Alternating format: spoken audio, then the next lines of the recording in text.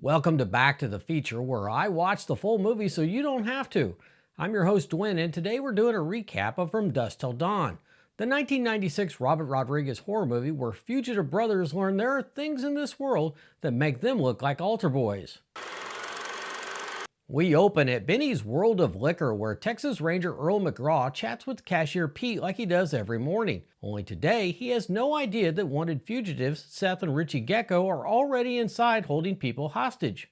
Pete does his best to stay calm and act normal until McGraw leaves. Unfortunately for him, Richie wouldn't know normal if it smacked him in the face, and he does everything he can to make sure things go south quickly. Richie shoots McGraw in the back of the head and claims that Pete was secretly trying to warn him. Big brother Seth is pissed and has no choice but to believe his brother despite Pete pleading for his life. Things go from bad to worse when they try to kill Pete, but he gets a gun from the safe and shoots back, wounding Richie. This is where we learn that Seth is just as dangerous as Richie is. Poor Pete ends up looking like the Human Torch but still goes down fighting. So yeah, he's dead. On their way out, Seth reminds Richie about them wanting to keep a low profile as the liquor store goes up in flames and explodes behind them. On the road, Richie patches up the giant hole in his hand where Pete shot him. Nothing a little duct tape can't handle. As they drive down the road, we get x-ray vision to show us they have a woman tied up in the trunk of their car. At a motel, we learn the woman they kidnapped is a bank teller named Gloria from the robbery they pulled off. They're laying low before they can try getting across the border into Mexico. Seth goes for food and supplies, leaving Richie to watch over Gloria, which is a lot like leaving a raccoon in charge of a birthday cake. When Seth returns, he finds that Richie has raped and murdered Gloria. Richie claims she tried to escape, so he did what he had to do. Seth doesn't believe him, and he tries to set Richie straight. Seth fancies himself a professional thief who doesn't want to be associated with this type of depravity. Meanwhile, former pastor and widower Jacob Fuller arrives at the motel with his teenage children Kate and Scott in their RV. Jacob is grieving his wife's death and has lost his faith, while Kate and Scott have no choice but to go along for the ride. Seth spots the RV and realizes it's the perfect way to sneak across the border. He and Richie force their way into the Fullers' room, take the family hostage, and make it very clear that their family road trip has just been officially hijacked. The Geckos hide inside the RV while Jacob drives towards Mexico with Kate and Scott under the watchful eye of Richie. Seth lays out the rules: cooperate, act normal, and maybe everyone lives long enough to be let go the next day. At the border checkpoint, everyone's blood pressure goes up as guards inspect the RV. Scott and Jacob manage to act just calm enough while Seth and Richie hide out of sight with guns ready. One wrong answer and this family trip is over. The border guard almost catches them, but Kate saves their ass and the RV is waved through into Mexico. Seth is relieved, Richie is still Richie, and the Fullers are now officially hostages in another country. The group heads to the Titty Twister, a rough strip club out in the middle of nowhere in Mexico, where Seth is supposed to meet his contact Carlos at dawn.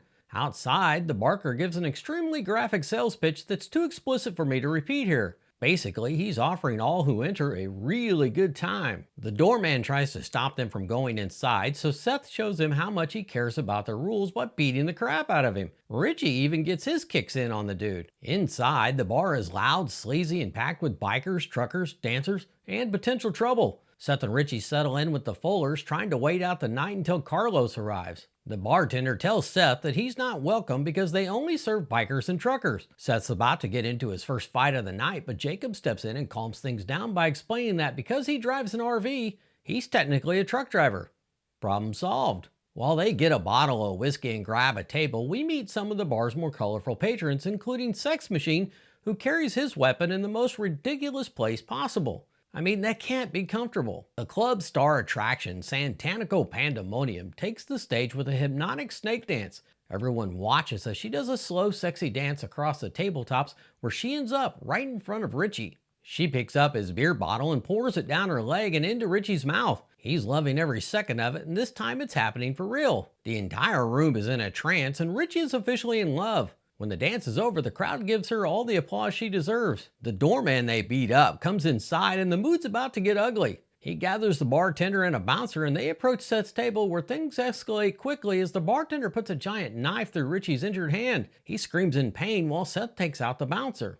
Richie yanks the knife out and buries it in the bartender's chest multiple times. Seth and Richie stand their ground with their guns drawn, warning everyone not to make a move. This whole time, Santanico is still standing up on the table, calm as can be. They completely ignore her and turn their attention to the doorman and they kill him too. Jacob, Kate, and Scott are watching all of this go down from under their table when Jacob notices something odd about the knife. Santanico notices Richie's blood and transforms into a vampire, attacking him in front of everyone. She jumps on Richie's back and Seth can't do anything because his gun is empty. She takes a big bite out of Richie's neck while Seth hurries to reload. He's finally reloaded and takes her out with one shot.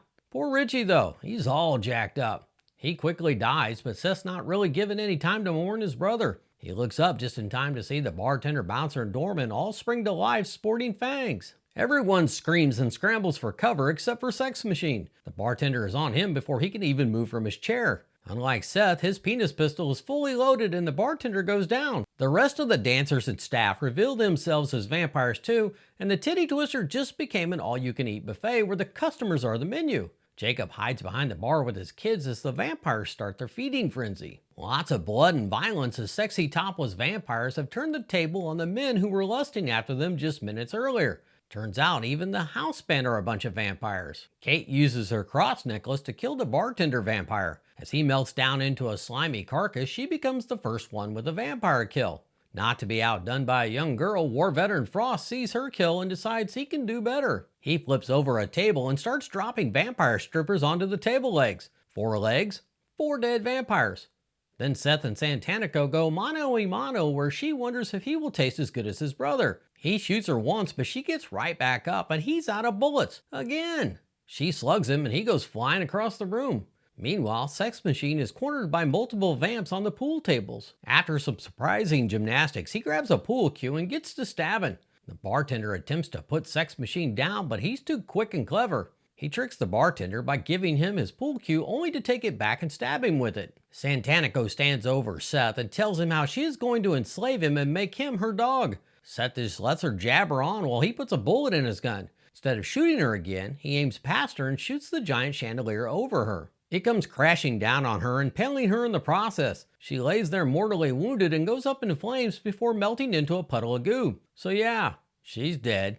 Jacob comes over just as the bouncer prepares to attack. Frost comes up behind the bouncer and convinces him to try him first. The bouncer agrees to the challenge and attacks Frost, only to have Frost rip his heart out with his bare hand, but it doesn't slow him down.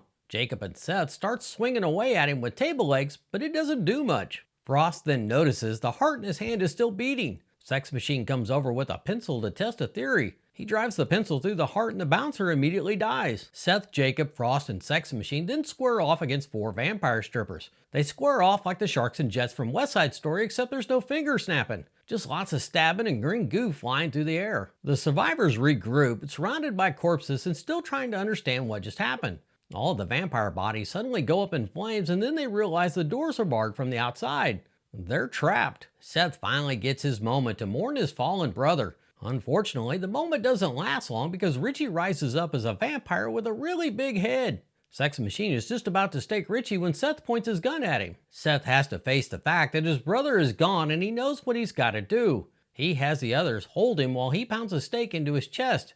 These brothers were both very bad men, but you kind of felt sorry for them. The survivors then have the messy job of going around and staking all of the dead bikers and truckers before they wake up as vampires. In the process, Sex Machine gets bitten by a vamp and hides his impending doom from everyone else. Everyone stands around and has a big group discussion about their knowledge of vampires. Seth thinks Jacob is their best bet against them because as a man of God, he can bless crosses and water to make them holy weapons. While Frost captivates the group with a story about his time fighting in Vietnam, Sex Machine starts feeling different. It's funny when he tries to hide the fact that his fangs are coming in and his hands are transforming. Just as Frost finishes his story, Sex Machine's secret comes out. He attacks Frost from behind and then bites Jacob before knocking everyone else on their ass. Frost is pissed about being bitten, so he obviously wants revenge. Frost tosses Sex Machine upward, breaking open part of the building and letting vampire bats swarm inside. Frost then turns too, and the survivors are forced to retreat deeper into the club for safety. Seth, Kate, and Scott make it into a storage area, but Jacob got left behind. Kate wants to go back for her dad, but Seth tells her he's dead.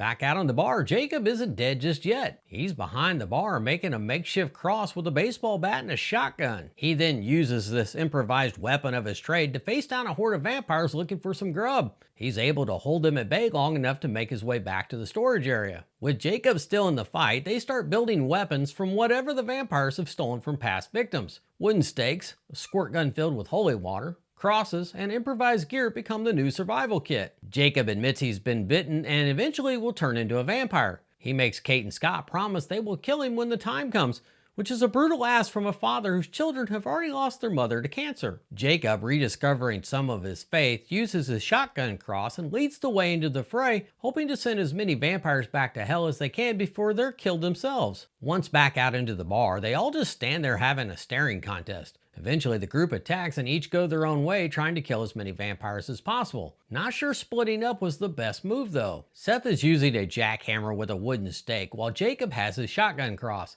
Kate went with a crossbow, and her brother is fighting with the holy water squirt gun and holy water balloons. Sex Machine attacks Seth, but Seth takes his whip from him and uses it to rip his head clean off. He then kicks the head over to Kate, who puts an arrow through his eye. All of this head trauma doesn't bother Sex Machine a bit though. He starts mutating into a rat-like vampire and goes after Seth again. Seth is just about to become rat kibble when Kate steps up and puts an arrow right in his forehead, sending him across the room where he catches fire. As he burns, Kate hits him again, causing him to explode. Jacob has to square off against Vampire Frost, and we get this cool gag where he stabs his shotgun through Frost's midsection and it gets stuck. He doesn't let that slow him down though. He uses Frost to cock the gun as he continues shooting other vampires. When he finally pulls the shotgun out, Frost falls out into a pile of green goo. Jacob is then surrounded by some vampires who suddenly stop and back away from him. Scott watches as Jacob turns around, showing he's finally turned into one too. Scott is forced to kill his own father, but he hesitates just long enough for Jacob to bite him.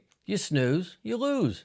And Scott lost. He regains his composure enough to bust a water balloon on Jacob's head and then shoots him in the face to fulfill his promise. Poor Kate doesn't even get a minute to deal with her dad being dead before Scott is overwhelmed by the vampires. He knows he's screwed, so he begs Kate to shoot him before he fully turns. Kate does it, losing her brother moments after losing her father, making her and Seth the last one standing. They're low on ammo and surrounded as the vampires close in for the kill. Then beams of morning sunlight begin piercing through the walls, burning the vampires and giving the last two survivors a fighting chance. Carlos finally arrives outside with his men, blasting open the entrance and flooding the club with sunlight. The vampires burn, explode, and fall apart as the sun does what bullets, stakes, and holy water can only partially accomplish. The sunlight hitting the disco ball was a nice touch. Seth confronts Carlos for choosing the worst meeting spot in criminal history. He renegotiates his payment down even though it won't make up for him losing his brother or Kate losing her entire family. Seth gives Kate some money and apologizes in his own rough way. Kate offers to go with him, but Seth refuses, knowing he's ruined her life enough as it is. Seth heads off with Carlos, leaving behind the world's bloodiest overnight layover.